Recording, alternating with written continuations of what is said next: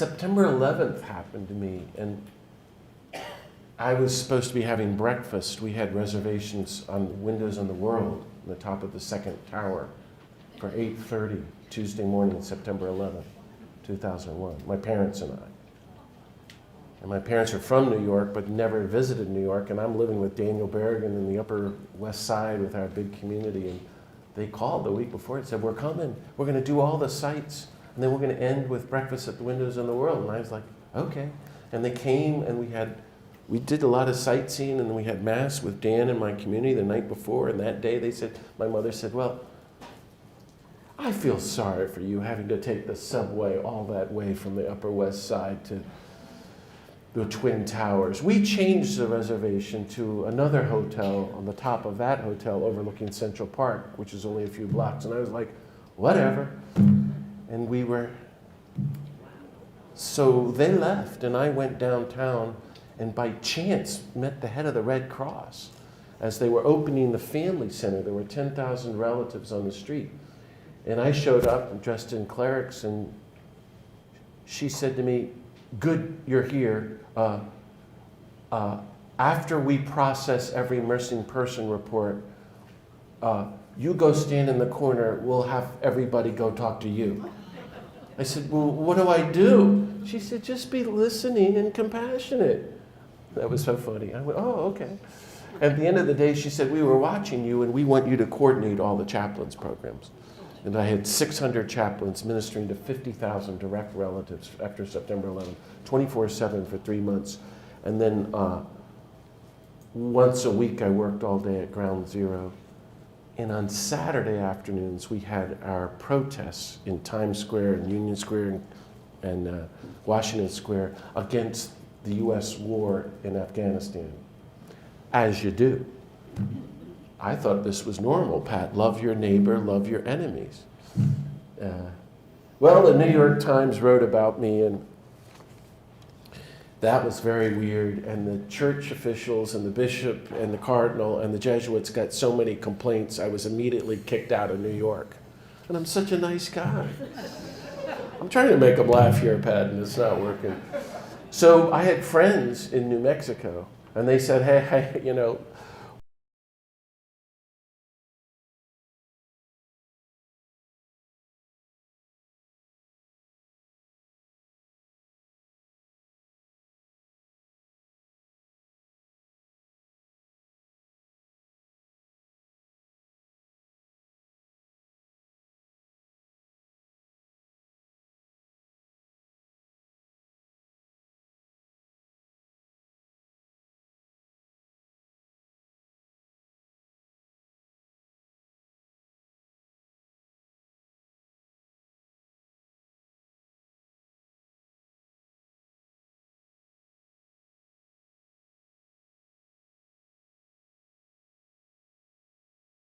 house, way off the grid with no drinking water, no utility-based electricity, 75 years old house, brick floors, a big adobe fireplace, looks like railroad ties, and looking out massive windows over 100 miles of pristine New Mexico landscape. It was incredible.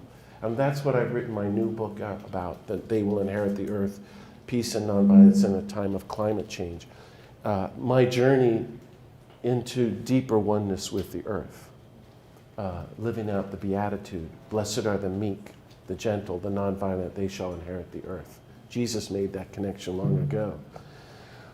So I say all that because I'm just sharing some of my journey with you. The call to be meticulous people of meticulous interpersonal nonviolence. Meticulous nonviolence toward every human being on the planet. Nonviolent toward your spouse. Nonviolence toward your parents, your children, your neighbors, the people at work, people in the church. It's going to be rough.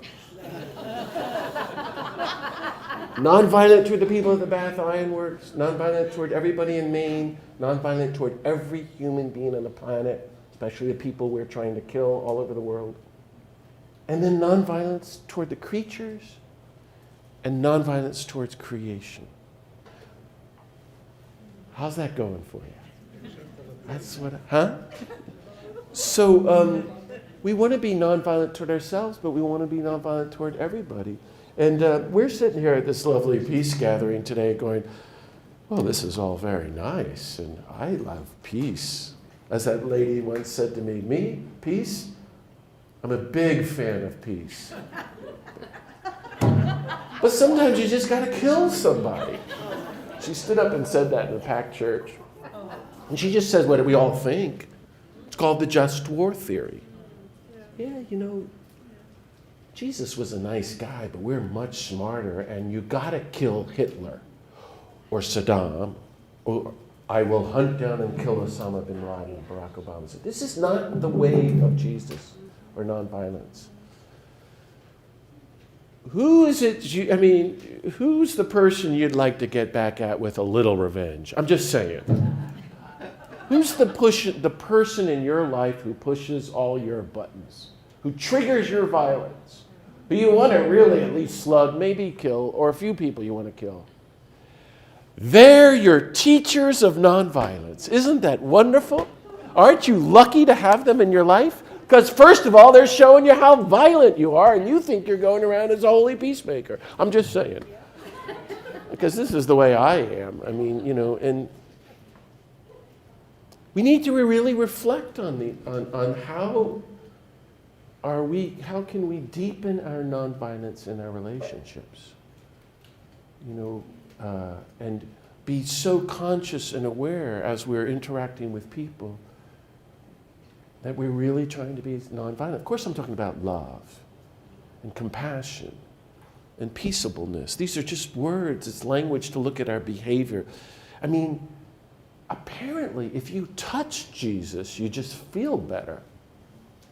I'm being silly, but he didn't have a drop of violence in him. So we are healed by a nonviolent person. We want to try to let go of our violence so much that we can become, dare I say, as nonviolent as Jesus. I think it's possible. He wouldn't have told us this. And people who are like this. Unknown people, maybe your grandmother, and I can add Thich Nhat Hanh, the great Buddhist Zen master, who is like that. He's so gentle. I was telling somebody who was asking me, he had 1,000 friends who were killed in the Vietnam War. He should be locked up. Or wanting to kill a lot of people. He's so destroyed, and he's gone so deep into nonviolence. So this is doable, and I can testify that from having been around the world. So I invite you just now, we have a little bit of time to reflect on your relationships, on how you practice nonviolence toward everybody, and where do you need a little work.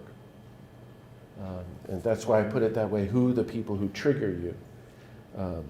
How can you become more and more a person, a bodhisattva of interpersonal nonviolence? How can you behave so that your own violence and anger is not your motivating force, even as you're with somebody? And it has nothing to do with that person. Maybe the person sitting in front of you is blocking your view and you want to beat them up, move out of the way. I keep hitting this table, I'm sorry. And it's just your, predilection, the way you were, that triggers you.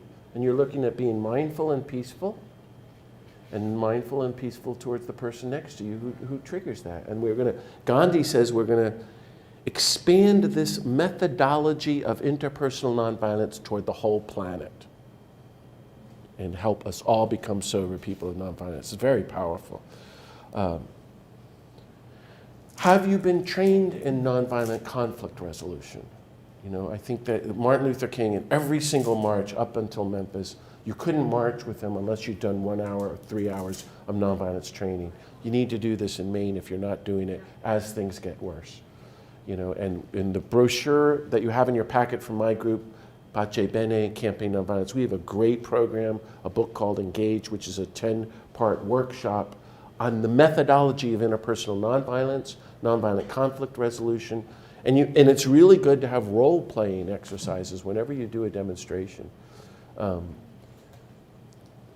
we want to apply this in our own lives so that we can be nonviolent even in the face of a threat of personal assault. This is doable. And I've experienced, it's why I worked in soup kitchens and in prisons. You know, if you respond nonviolently, and if it's truly the method of God, and Gandhi says it works, experiment with it. But it's scary and risky. Usually if you're going to fight back with someone who's threatening you, then you know you're going to get violence. But if you don't fight back and you tap into their humanity and engage the person as a human being, it's very disarming. Like I remember somebody was beating me up, and I ran a drop-in center for the homeless in Washington, D.C., and this poor homeless guy, and I was going, why are you doing that? What's wrong? And he just stopped and started to cry. I'm just having such a bad day. We want to be people in our relationships who are really nonviolent. We want to try to let go of resentments. Keep trying to be really kind, practicing loving kindness, forgiving everyone, and as our friend said, creating communities of nonviolence around us, and intentionally joining and forming affinity groups of peace and nonviolence, and teaching ourselves and others how to respond someday, hopefully, instinctively, nonviolently. We've got down how to respond violently, instinctively. We know how to do that, but we have to learn. This is what Paul Chappelle his whole workshop is about.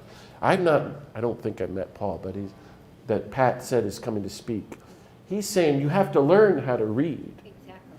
So you have to learn how to become nonviolent. We've all been taught violence, so this is very helpful. Well, this just opens up lots of questions for us. Who are you afraid of? You know, and that it can trigger our violence or revenge. And how can you move more into just kind of a general personal policy of universal nonviolence? I guess I go on at length about this in the book, but I don't really know what else to say except to keep asking you questions about this, to envision the nonviolence in our own lives. When we were having peace vigils. We started in July 2001. Dan Berrigan and I and the Catholic workers and some friends in New York City. We were very upset about the U.S. war in Colombia. So we went to Union Square and we had big anti-war signs. When then September 11th happened, that went on for about 7 years. One day, about a month after September 11th, we had these big demonstrations, but there were the smaller Our Peace group. If you know New York City, Union Square, it's a very major place. We had these massive banners that said something like, "Don't bomb Afghanistan, war is not the answer, let's together work for peace."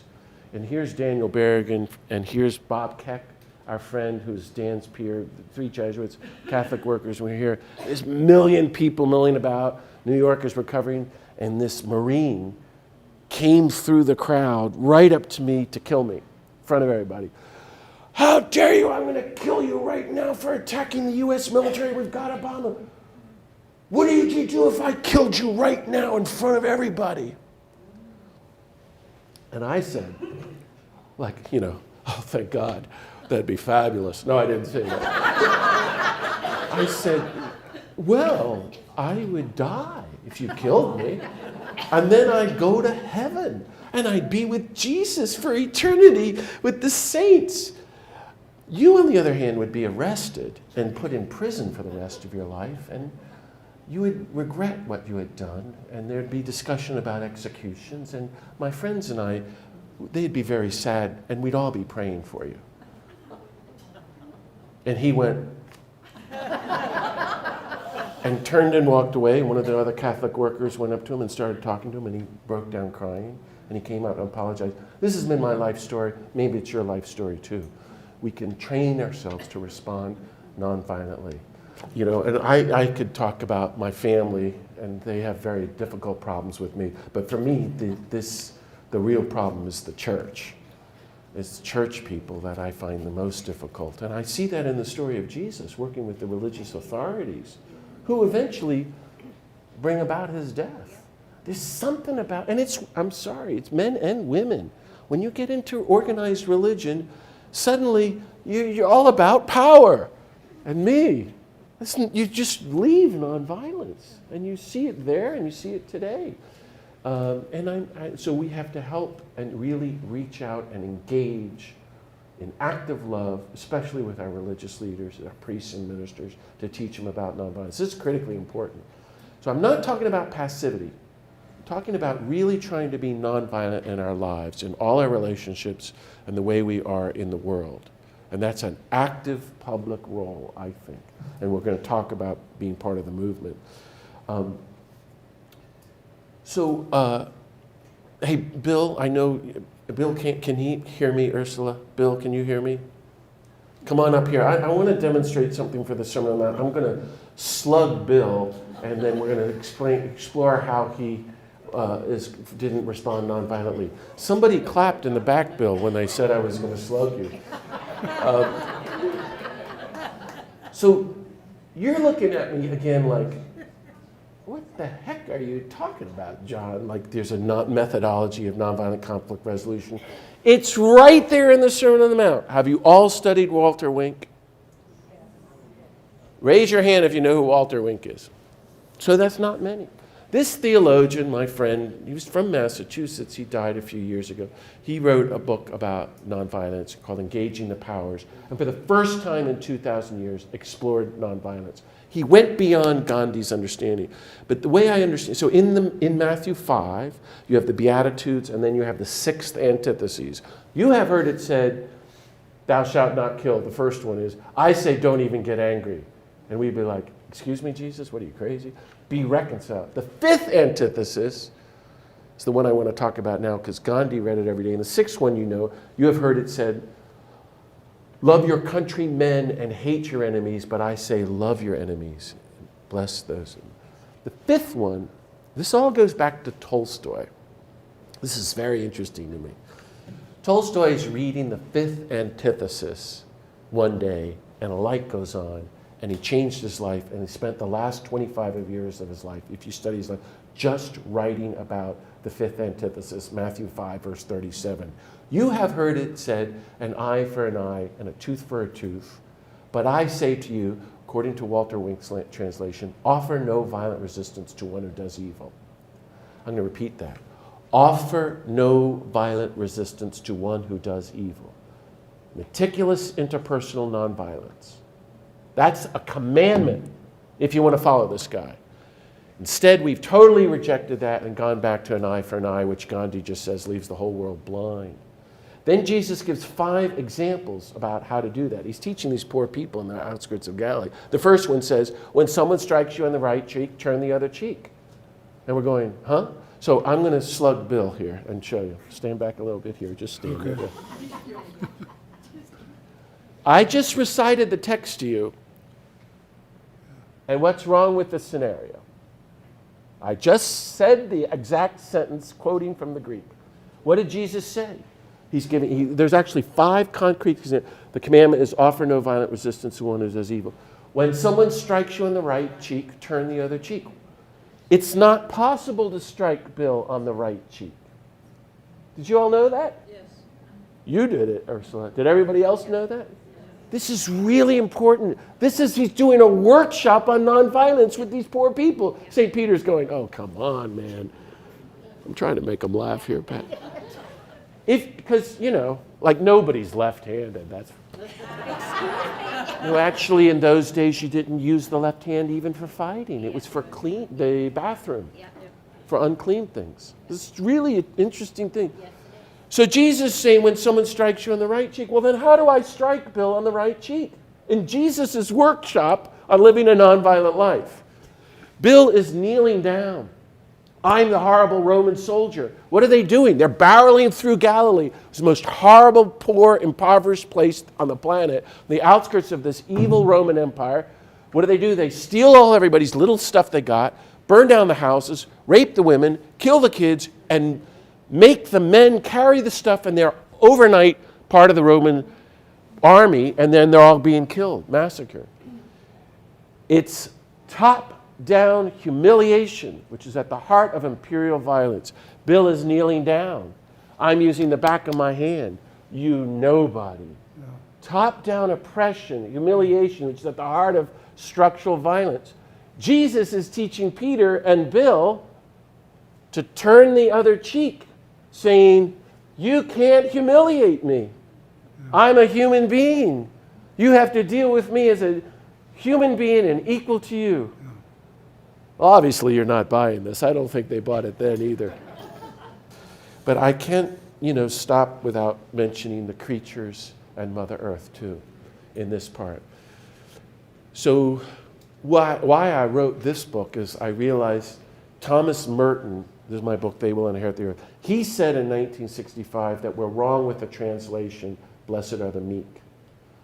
It's not meekness. That's a Hebrew word that runs from the Psalms. Merton said this, it's all wrong. It's active, creative, nonviolence like Martin Luther King. And then I went, oh my gosh, because I've been now studying the Sermon on the Mount, because I had read about Gandhi, reading it, and I realized this Jesus is saying, if Merton's right, and Gandhi's right, Jesus is saying, okay, all you people of active, loving nonviolence, my followers, you are one with creation. Wow, how did he put that together? But then I started to do the math. Well, we got rid of the Sermon on the Mount. 315, Constantine, the emperor, supposedly claims I'm now a Christian. Christianity is an illegal religion. You all can be Christians now. It's legal. Therefore, you can all join the military and kill for the Roman Empire. He threw out the Sermon on the Mount, turned to the pagan Cicero, began to come up with the just war theory, and we all went, oh, great, now we get to kill. We don't have to follow this stuff anymore. And that led to the Crusades of the Middle Ages, churchmen burning women at the stake, white churchmen owning Africans, human beings. And today, it's no different. I mean, it's the priests and ministers bless all the bombs in Los Alamos. There's 100 Bible studies at the Pentagon every day, masses every day, blessing the killing. Wait a second. If we've rejected Jesus' nonviolence, and for the mind of the nonviolent Jesus, that leads to oneness with the earth, catastrophic climate change is inevitable because we don't care. We're not going to do this hard work. It's easy to be violent. Anybody can be violent. To be nonviolent is hard. This is the spiritual life. It's hard work. We don't want to do it. Then I'm saying let's get with the program. So we're decades away now from 6 million species becoming extinct. And I have to read this because I don't want to talk about this. It's too overwhelming and despairing. But I've spent 5 years going to conferences, studying everything about catastrophic climate change because Jesus wants us to live that. And we're disconnected from the earth. But you and I want to be the people, mature people of nonviolence in our relationships, with our attitudes towards everybody on the planet, and the creatures, and Mother Earth. Well, in catastrophic climate change, as I understand it, to put it at my kindergarten level, which is so overwhelming, but we're going to have our eyes open to look at it, it's about the fossil fuels taking the oil and the gas and the coal out of the ground, and after 100 years from that, that's releasing the carbon in the atmosphere, which leads to higher temperatures, which then leads to the melting of the polar ice caps, which leads to the rise of the waters. 37% of the human race lives along the ocean. 100 years from now, they all have to flee. So you have hundreds and hundreds of millions of people fleeing the coasts, which leads to what the scientists are saying is so much worse than anything in the mainstream papers or news. There's at least 100 wars before the end of the century, just over land and water. Global migration. Because of total hurricanes, tornadoes, droughts, fires, rain bombs, all the stuff that we're seeing. 3 nor'easters in 10 days. It's unbelievable. I mean, Tuesday there were almost 15 inches of snow in Boston. That has never happened before on March 13th. You know all of this. No ice in the Arctic, so no polar bears, no coral reefs, no Marshall Islands, no Bangladesh. One could go on and on. Nonviolence or non-existence. What I want us to do is really consciously be these people that Dr. King calls us to be, of active nonviolence, which means we're going to do our part to reject non-existence. Which means if we're going to live out that beatitude, not to mention all the other beatitudes, we need to get back into reconnecting with oneness with the earth. How's that going for you?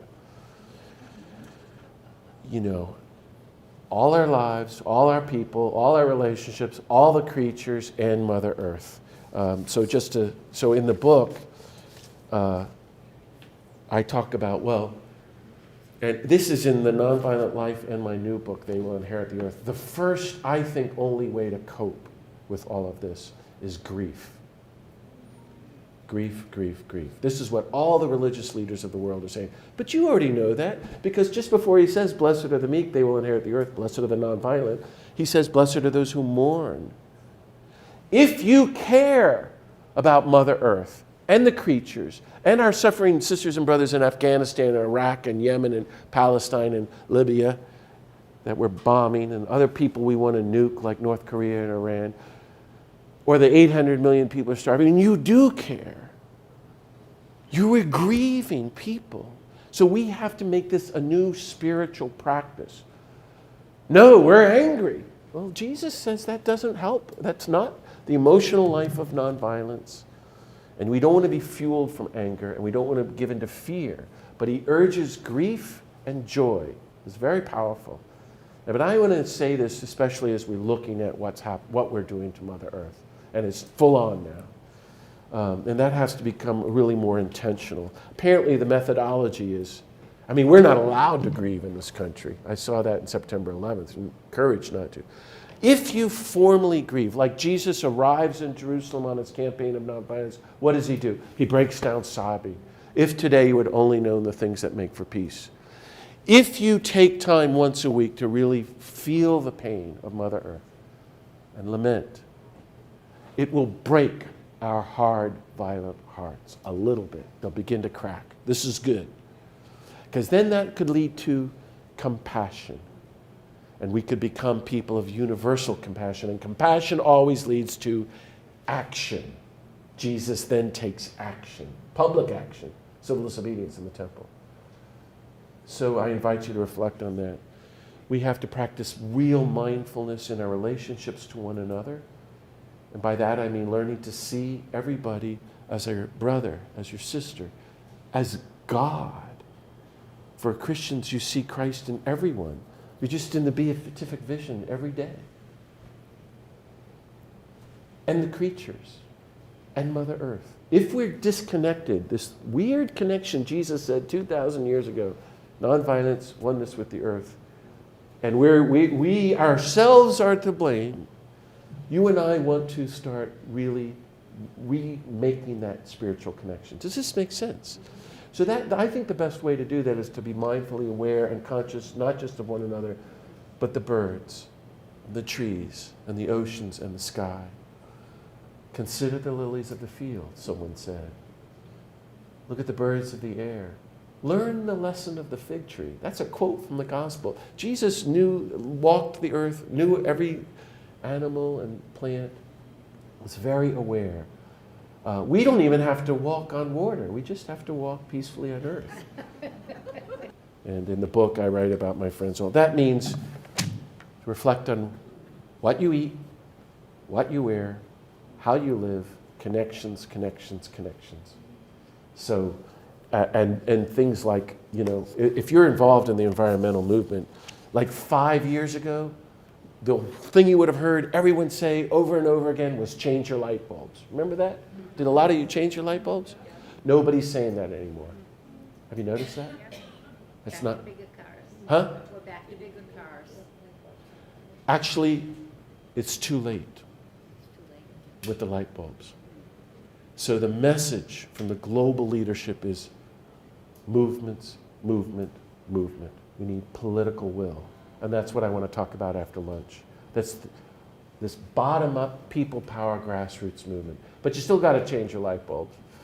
And you still got to figure out your carbon footprint and, you know, drive less, bike more, plant trees, support these groups. Get rid of plastic if you can. You know, there's that big mound of plastic floating in the Pacific, twice the size of Texas, and in the Caribbean too. But try to go solar. And it helped Maine become solar. Germany is on the verge of going 100% solar. All of these things. And you're not going to like this, but I'm now saying this. We all have to become vegetarians. The United Nations are issuing these long, desperate statements saying, I had to write it down, eating meat causes 40% more greenhouse gas emissions than all cars, trucks, and planes combined. What? The world's 1.3 billion cattle release infinite tons of methane into the atmosphere, not to mention the hundreds of millions of tons of carbon from the fires burned to create the pastures for the cows or the grain stolen from the starving people in Brazil to feed our cattle so we can buy our McDonald's. What? Eating a 1% reduction in worldwide meat eating. If 1% of the human race went vegetarian, that would equal a $3 trillion investment in solar energy, which is way beyond anything anybody's even conceiving.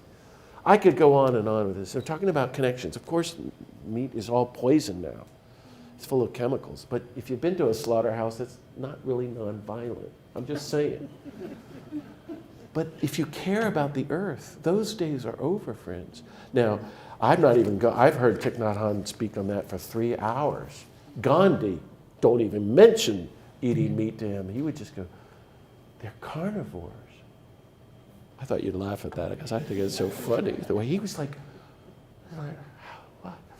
He had that sentence, the measure of any society is how it treats its creatures, its animals. So that's why whoever asked the question in the back, a community is critical. This is way beyond us now. And Tutu's saying we got to do this till the day I die. Whatever you do is going to be sowing seeds for a future you're not going to live to see. But you can still go deeper into all of this. I'm talking about nonviolence to yourself, nonviolence to all people, toward all the creatures, and to Mother Earth. What's your next step? Where do you need to go farther? And why not rise to the occasion and push yourself a little more? And that means risk. That means action and doing something and get together with a group of people. So this afternoon we're going to look at all of this as really a call to action and being part of the movement, as you all are. And I want to look at that and talk about it, invite you to talk about it. Let's take 2 minutes again. Turn to the person next to you if you want to turn to a different person. 1 minute. Just share any thoughts, words, things that stirs up for you. It's the other person listen, then I'll have you switch. Turn to the person next to you and just reflect for a moment about any of these things I'm talking about. This, you all know, it's just kindergarten level stuff, and it's the easiest thing in the whole world and the hardest thing there is to do at the same time. Talking about really going deeper into loving, creative, active nonviolence. In our hearts, with everybody in our lives, with everybody in Maine, with all the creatures, Mother Earth, an attitude of engaged nonviolence with every human being on the planet.